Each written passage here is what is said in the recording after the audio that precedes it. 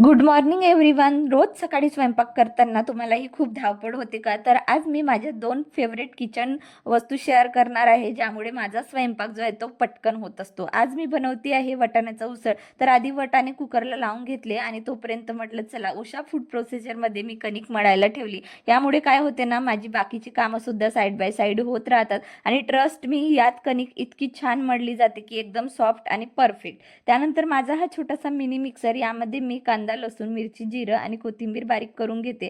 कारण माझी मुलं ना भाजीत दिसलं की कांदा, टोमॅटो, मिरची सगळं बाजूला काढतात, पण अशा पद्धतीने टाकलं की सगळं त्यांच्याकडून आरामात खाल्ले जाते आणि त्यांना चांगलं न्यूट्रिशन सुद्धा मिळते. तोपर्यंत मसाला तेलात परतत होती, म्हणून म्हटलं चला पटकन टोमॅटोची प्युरी सुद्धा तयार करून घेते. बस अशा छोट्या छोट्या टिप्स वापरल्या की माझा सकाळचा स्वयंपाक जो आहे तो अवघ्या अर्ध्या तासात तयार होतो. तुम्हाला कशा वाटल्या या टिप्स मला कमेंटमध्ये सांगायला विसरू नका. अशाच किचन टिप्स बघण्यासाठी चॅनलला सबस्क्राईब करा.